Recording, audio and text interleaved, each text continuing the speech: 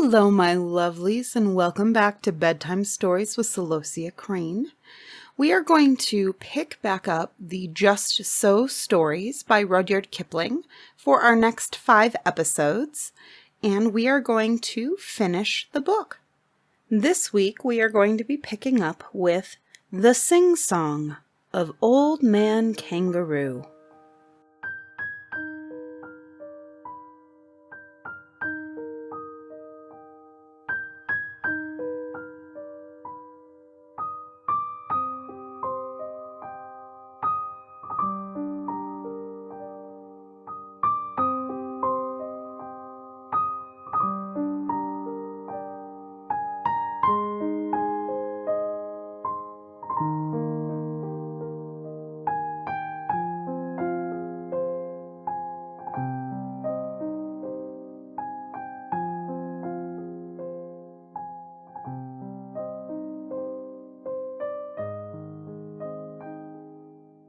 Not always was the kangaroo as now we do behold him, but a different animal with 4 short legs. He was gray and he was woolly, and his pride was inordinate. He danced on an outcrop in the middle of Australia, and he went to the little god, Nka. He went to Nka at 6 before breakfast, saying, "Make me different from all other animals by 5 this afternoon." Up jumped Nka from his seat on the sand flat and shouted, "Go away!" He was gray and he was woolly, and his pride was inordinate.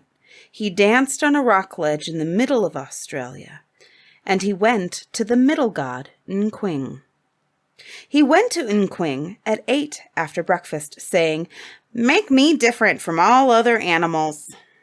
Make me also wonderfully popular by 5 this afternoon." Up jumped Nkwing from his burrow in the spinifex and shouted, "Go away!" He was gray, and he was woolly, and his pride was inordinate. He danced on a sandbank in the middle of Australia, and he went to the big god, Nkong. He went to Nkong at 10 before dinner time, saying, "Make me different from all other animals. Make me popular and wonderfully run after by 5 this afternoon." Up jumped Nkong from his bath in the salt pan and shouted, "Yes, I will." Nkong called Dingo, Yellow Dog Dingo, always hungry, dusty in the sunshine, and showed him Kangaroo. Nkong said, "Dingo, wake up, Dingo. Do you see that gentleman dancing on an ash pit? He wants to be popular and very truly run after. Dingo, make him so." Up jumped Dingo, Yellow Dog Dingo, and said, "What, that cat rabbit?" Off ran Dingo, Yellow Dog Dingo, always hungry, grinning like a coal scuttle, ran after Kangaroo. Off went proud Kangaroo on his 4 little legs like a bunny. This, oh beloved of mine, ends the first part of the tale. He ran through the desert. He ran through the mountains. He ran through the salt pans. He ran through the reed beds. He ran through the blue gums. He ran through the spinifex. He ran till his front legs ached. He had to. Still ran Dingo, Yellow Dog Dingo, always hungry, grinning like a rat trap, never getting nearer, never getting farther. Ran after Kangaroo. He had to. Still ran Kangaroo, Old Man Kangaroo. He ran through the ti trees. He ran through the mulga. He ran through the long grass. He ran through the short grass. He ran through the tropics of Capricorn and Cancer. He ran till his hind legs ached. He had to. Still ran Dingo, Yellow Dog Dingo, hungrier and hungrier, grinning like a horse collar, never getting nearer, never getting farther, and they came to the Wolgong River. Now there wasn't any bridge, and there wasn't any ferry boat, and Kangaroo didn't know how to get over. So he stood on his legs and hopped. He had to. He hopped through the flinders, he hopped through the cinders, he hopped through the deserts in the middle of Australia. He hopped like a kangaroo. First he hopped 1 yard, then he hopped 3 yards, then he hopped 5 yards, his legs growing stronger, his legs growing longer. He hadn't any time for rest or refreshment, and he wanted them very much. Still ran Dingo, Yellow Dog Dingo, very much bewildered, very much hungry, and wondering what in the world or out of it made Old Man Kangaroo hop. For he hopped like a cricket, like a pea in a saucepan, or a new rubber ball on a nursery floor. He had to. He tucked up his front legs, he hopped on his hind legs, he stuck out his tail for a balance weight behind him, and he hopped through the Darling Downs. He had to.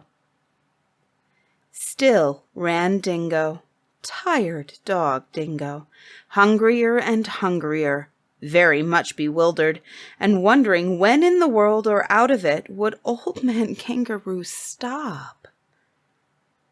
Then came Nkong from his bath in the salt pans and said, "It's 5 o'clock." Down sat Dingo, poor dog Dingo, always hungry, dusky in the sunshine, hung out his tongue and howled. Down sat Kangaroo, Old Man Kangaroo, stuck out his tail like a milking stool behind him and said, "Thank goodness that's finished."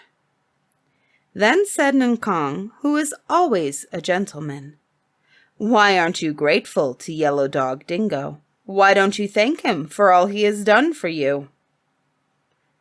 Then said Kangaroo, tired old Kangaroo, "He's chased me out of the homes of my childhood. He's chased me out of my regular meal times. He's altered my shape so I'll never get it back, and he played Old Scratch with my legs." Then said Nkong, "Perhaps I am mistaken, but didn't you ask me to make you different from all other animals, as well as to make you very truly sought after? And now it is 5 o'clock. "Yes," said Kangaroo, "I wish that I hadn't. I thought you would do it by charms and incantations, but this is a practical joke." "Joke," said Nkong from his bath in the blue gums. "Say that again, and I'll whistle up Dingo and run your hind legs off." "No," said the Kangaroo, "I must apologize. Legs are legs, and you needn't alter 'em so far as I'm concerned. I only meant to explain to your lordliness that I've nothing to eat since morning, and I'm very empty indeed." "Yes," said Dingo, Yellow Dog Dingo, "I'm just in the same situation. I've made him different from all other animals, but what may I have for my tea?" Then said Nkong from his bath in the salt pan, "Come and ask me about it tomorrow, because I'm going to wash." So they were left in the middle of Australia, Old Man Kangaroo and Yellow Dog Dingo, and each said, "That's your fault." This is the mouth-filling song of the race that was run by a boomer, run in a single burst, only event of its kind. Started by Big God Nkong from the Warriga Borriga Rooma. Old Man Kangaroo first, Yellow Dog Dingo behind. Kangaroo bounded away, his back legs working like pistons, bounded from morning till dark, 25 feet to a bound.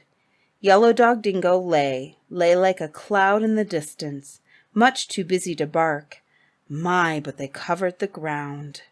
Nobody knows where they went, or followed the track that they flew in, for that continent hadn't been given a name.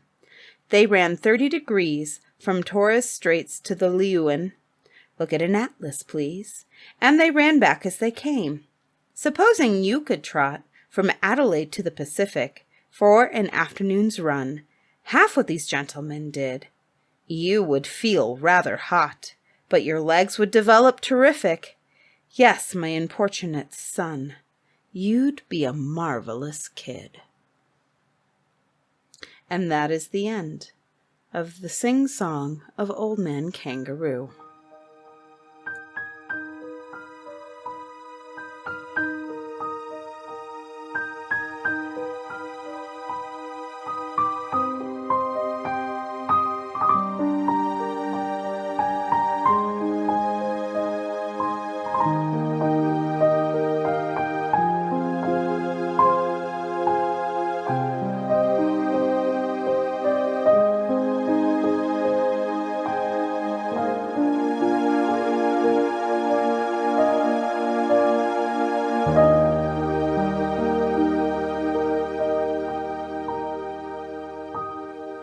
Bedtime Stories with Celosia Crane is proudly produced by Lantern Audio Works.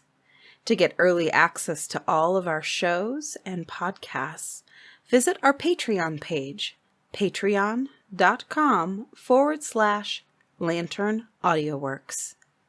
Membership starts as low as $3 a month.